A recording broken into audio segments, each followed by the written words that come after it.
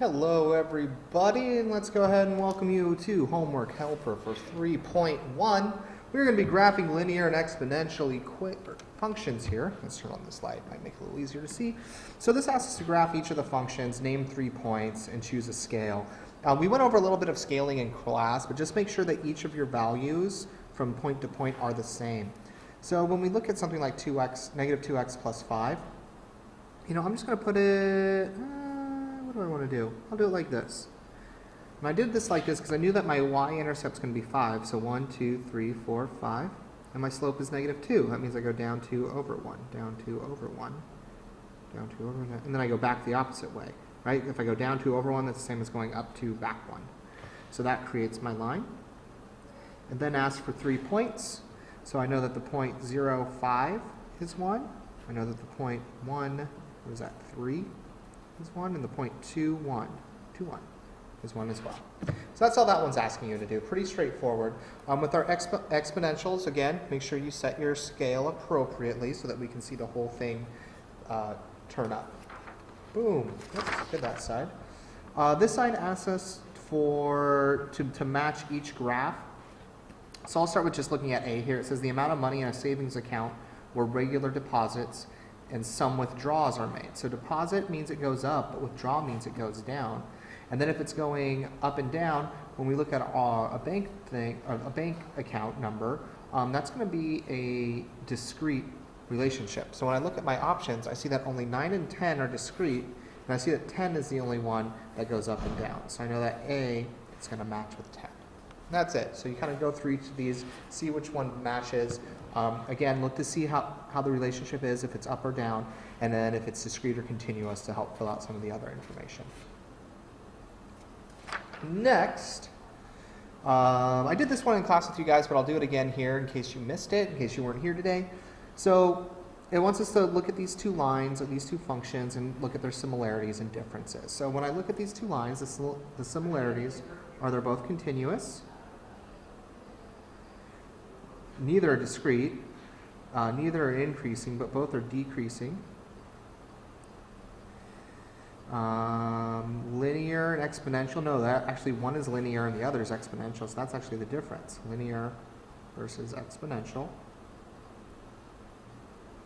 Restrictions on the domain, so the x values are our domain, never forget that.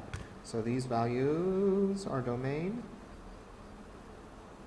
And it looks like there's no limit. They're both going to go on infinitely. So they both have that in common. Similarities, no restriction on domain.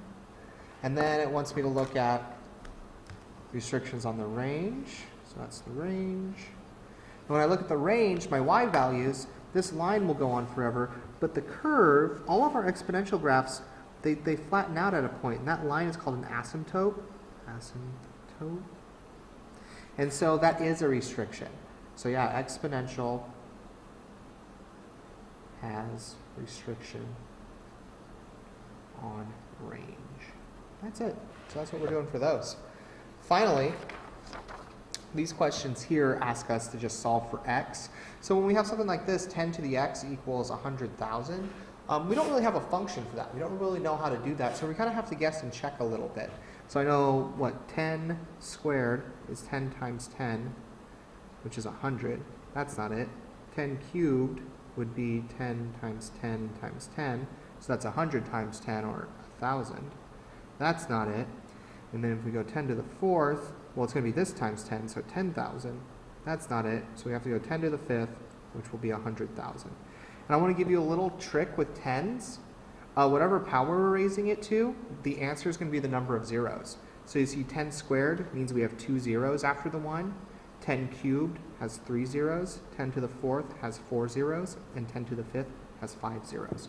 So when we look at this, we can see that 1, 2, 3, 4, 5. So we know that x equals 5. Kind of a neat little trick. So that's what we're doing for those. I'll do this next one too because this might give you some trouble. So we have x's on both sides of our equation and we're trying to solve for x. So we need to get the variable on one side. So first I want to get this variable term by itself. So I'll subtract 7 from both sides, giving me 3x equals 5x minus 28.